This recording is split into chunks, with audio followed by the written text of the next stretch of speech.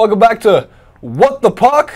What the puck are we doing here after the Stanley Cup Finals? Because there's so much going on, Jason. I mean, the hockey doesn't rest in the summertime. There probably won't be a lot coming out of the studio in August, but we have the draft, we have the expansion draft. Also, they asked for it. They did. And they're getting it. We got tweets at the end of this clip, as I've promised everybody multiple times. We're going to give my hockey update. The Sunday Night Hockey League when it comes to Michael Shure, right. but that's only for those who stay. Right. Or if you fast forward. If you just make it all the way. And if you're fast forwarding to that, you got other things to worry about in your life.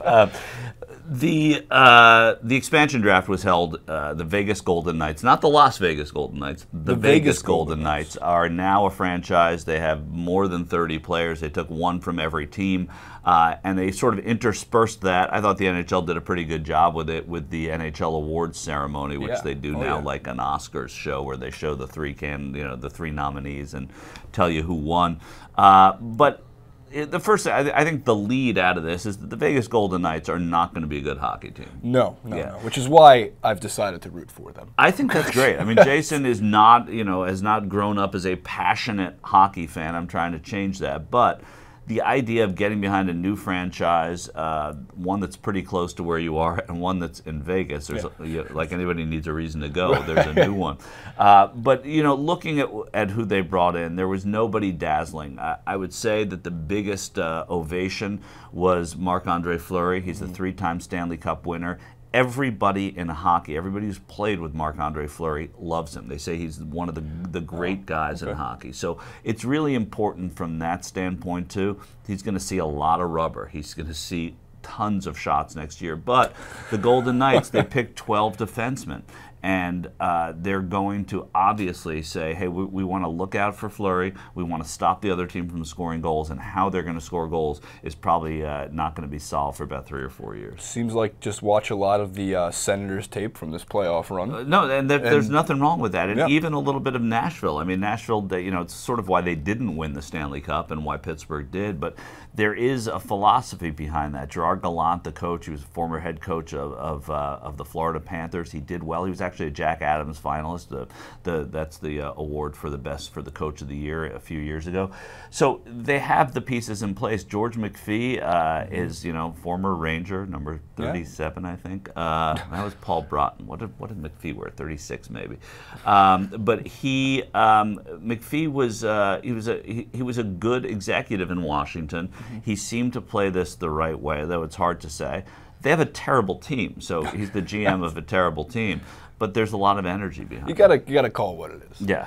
But so let's take the optimistic route. Okay. Right. Well, you're the general manager of the Vegas Golden Knights. Right. What do you do this year? Do you take your terrible team and see what happens? Play defensive? You have to put... Or do you try to make moves? You have to put a team on the ice that does something, right? I mean, you're going to be on TV a lot in the context of hockey, right? You're going to have a new fan base. They've sold out their season tickets. Yes. You don't want to go out there and get shut out 7-0 every night. So you've got to put people in place who can score. They got James Neal. That's somebody who can score. You can look at Jonathan Marchessault, who's coming in from Florida. He can score. You can look at some of these guys, even Carrier out of Buffalo, can score a little bit. You have to be able to put the puck in. You have to have some speed because you need the excitement that brings. Of course. But what he's done that I like is he has taken all these offers that he got. It was a bizarre thing in sports. Teams were trading him draft picks so as not to select players that they'd left unprotected. So on a handshake, so you look at the Wild, Dumba, they didn't want anybody to take him, so they say, all right, we'll give you a pick so that you don't select him. The Ducks did that as well with Sammy Vatanen, say, all right, we'll give you picks, don't select Vatanen. Then the Ducks made a great trade, I thought, with the Vegas Knights. I mean, Vegas made a good trade to get Shea Theodore, who I think is going to be a 3 or 4 defenseman there. It's a fun thing to watch, and I think they did it better this time than when the Atlanta Thrashers, the late Atlanta Thrashers, came into the league. Right? I think that they did it the right way, and so they're building a ton of draft picks. And Vegas fans are going to have to wait, as their owner said, 4 or 5 years. So they have a 5-year plan. Well, I wish most owners had 5-year plans, because it doesn't really seem like it. Of course, I'm not in the building or in the front office, so what the hell do I know? But in the case of getting draft picks, there's almost like, for one, it gives you leverage in the future, as you're mentioning. So if there does, we were just talking beforehand, hockey is one of those sports where you get that unique prospect, Connor McDavid being one of the more recent ones, and also, if I'm Austin Matthews, I believe. Austin Matthews, who won the Calder, was the Rookie of the Year yesterday. And a great rookie class. I mean, you have rookies, like you had, this was essentially McDavid's rookie year. He missed half the year before. Right. Patrick Laine was a rookie with Winnipeg. You looked at the year before, Eichel. I mean, there's so many good players that are young in this league. These are all 18, 19, 20-year-old guys. So, you know, down the road, 3-4 years from now, there probably will be one of those unique guys that come up. And if the Knights were to take one of those players, all of a sudden, all that losing could flip in a second. Besides the fact that when it comes to Vegas, have you seen the T-Mobile Arena? I have, yeah. Okay, so it's a great building, a great arena. Every seat in the house is a good seat, but where they built it, they're all building up around it. So it's around, if anybody who's been to Vegas, New York Casino, Monte Carlo, it's right in that pocket. Right on the strip. Of the strip, and it's awesome. But the difference that I think they're bringing, the Knights are bringing, compared to the football team is, and we know America loves football, but Sunday in Vegas is the day you go home, usually. So when the Knights are in town, I feel like as a weekend thing to do, doesn't interfere with your nightlife, be a super fun thing to do. I don't think tickets are going to be outrageous to go see them. You know, I think what's going to drive them up is that everyone who's a hockey fan, you know, if you're a Rangers fan, hey, I'm going to go to Vegas for the weekend to see the Rangers. Of course. So especially those prices are going to L.A. who are going like, I'm from Buffalo, I live in L.A., I want to go see the Sabres play. People go from Denver to see the Avalanche. People go from Arizona to see the Cavs. Absolutely. I mean, it's such a destination. You'll go to see the Rangers. I'll go see the Blue Jackets, but I'll definitely go see the Rangers. I can't wait to go see the Rangers play there. It's fun to go see a hockey game anyway, and to see your team play in Vegas. I mean, that's unbelievable. For the next 2 years, probably score a lot of goals on them too. No, that's true. That's the other thing. And also to see, you know, Oscar Lindberg was taken from the Rangers. I think who's going to be one of the better players on the Golden Knights. He's a strong player. He's a goal scorer. The Rangers could have protected him, could have not. I was surprised that he wasn't somebody that the Rangers wanted to trade a pick to say, hey, don't take Lindberg. But I guess the Rangers have other plans because they have a lot of Oscar Lindbergs on their roster. But I think the Golden Knights, they traded James Van Riemsdyk, who they took from Chicago. They traded him to Carolina for more picks. So they're stockpiling these picks. They're 6th overall. They have 3 in the first round this year. That's great. So they're going to get good young players. And if you have a fan base that is patient and you have players who are really into it. I mean, you talk about Braden McNabb, who was taken from the LA Kings. He was at the draft because he's close by. He's a big young defenseman. He could be the anchor for that defensive core there. Mark Mithot, who came from Ottawa, who's a really good defenseman, great shot blocker. He'll be on, you know, top 1 or 2 defense. I think it's exciting. I think it's exciting for hockey. I think they did this right. Gary Bettman, who I am on record for saying, you know, or for criticizing top to bottom, left to right, I think did Vegas right. So kudos to Bettman this time, because I think that they did. They picked the right market and they got the right owner. It seems it's early. They are only a team so far for a day, but I think it's pretty cool. Currently undefeated. Yeah, they've never lost. They've never lost. They've never lost. They haven't even lost a trade yet, right? All they do is win. Right. Actually. Right. I wanted to also go quickly into, you mentioned some of the NHL awards. Yeah. If I remember, Patrice Bergeron set a record for the 4th Frank Selke Award best defensive forward. Defensive forward. The Selke. It was given by Bob Gainey, who won it 4 times with Montreal in the 70s. He's it should be the Bob Gainey Award because he was the epitome of what that position was. Could be the Patrice Bergeron Award in 50 years. Yeah, and Bergeron was great, and he won it.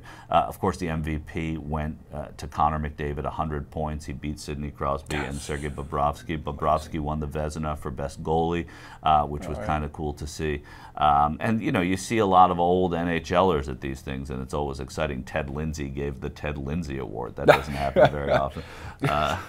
So it was a good night. NHL did it right. You know, they figured out, right. And you know, the hockey players, if you watch the sport, if you follow the sport, when they're off the ice, they're pretty good citizens by and large, especially when you compare them to other athletes who become quite spoiled, and you see that on display. A lot of misters that nobody calls each other.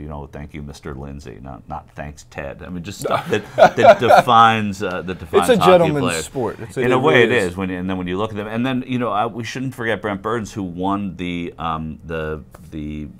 Norris Trophy, best defenseman, San Jose Sharks. Had the beard going, no teeth. I mean, still has the beard. He didn't shave it off after they got out of the playoffs. That should be the new logo for the NHL. It should really. Be, yeah. It's just a bearded, toothless, big defenseman. And that's what it is. And he beat Erik Karlsson, who, if you follow the sport, really good, limping in there yesterday. He had surgery on his tendons recently. That he played, he played with them throughout the playoffs. Unbelievable. You read the reports after the Stanley Cup Finals, and you go, oh, you were playing with nothing in your body, just cartilage, if you have any left. And then lastly, also Connor McDavid, just to round out his just fantastic year, he was selected to be the NHL 18 cover, which is one of the more popular. We talk about the gaming market all the time when we do TYT Sports and how popular it is to choose the right athletes for it because they sell. And McDavid, I mean, the 12-year-olds who are playing the game, I'm a 12-year-old who plays the game too. So is McDavid, by the way. So I was going to say, look up to the guy. Go in 6 years, I could be that. Right. I just got to learn how to skate first. That's a start. Hey, you just picked a team. McDavid, he's really good at hockey, and he was very good last night, accepting these awards. And I think Edmonton feels like they traded Jordan Eberle today to the Islanders for Ryan Strome, which was a strange trade because Eberle's better than Strome. But there's I think he's a $6.6 million cap hit to Ryan Strome's 2.5. So they're saving up for that extension for Connor McDavid and Leon Draisaitl. They're really building something in Edmonton. In the Islanders note, really quick, not to tangent too much, I have a friend who, when I say lives and dies by the Islanders, it was more dangerous when they won. His celebratory wins were a lot more scary than the losses. At least those didn't happen. The anger, right? So when they would win, but John Tavares being their number one, their franchise player, is he not getting to a point at the end of his is he a free agent this year? I don't know his. There's always rumors. I don't know his contract situation. They're serious in New York now. Doug Waite's a coach that they kind of want to win now, so they're putting players together. They feel like they can take advantage of teams in that conference, in that division, that are starting to rebuild. The Rangers, the Devils, the Flyers, if you get past Washington, who may even be starting to rebuild because of, I don't think so. I think they go with Ovechkin. I still think they're great. Braden Holtby's a fantastic goaltender, so I think they're all right. But the Islanders could actually make a good play in that division and do well. And so I think there's every reason to believe that they're taking it very seriously right now. They're a good, young, fast team, and Waite's going to be a good coach. I like Doug Waite. All right, look, you get some Islanders news in the hockey clip, but most importantly, Michael Shure.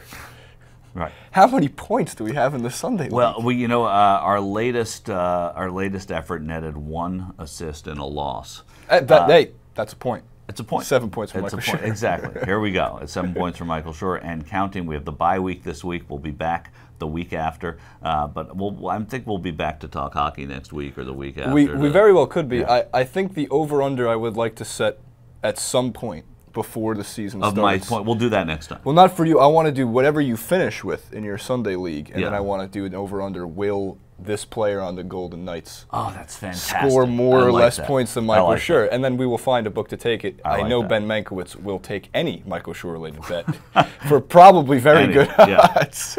If you like the hockey coverage, tell us. Keep telling us. We love doing it. I particularly love doing it. I'm learning a ton. I'm actually very excited for the next season. Now that Golden Knights fan Jason I'm going Rubin. to bandwagon the team, but because they're new, I don't think it's a bandwagon. You're gonna be a fan of a horrible team for a number of years. And what's so great is I've been trained for 25 years to already be fans of horrible teams. Which is great. So, but like in 16 years when they win the Stanley Cup, so hey, how'd you become a Golden Knights fan? You're going to remember us sitting right here talking to the hockey fans of TYT. That's what we're here for. Comment below, guys. At Michael Shure, he will love to interact with you on Twitter when it comes to hockey. He'll do it at any point, any day of the week. Any time of night. And sometimes politics if you're interested in that too. It's What the Puck.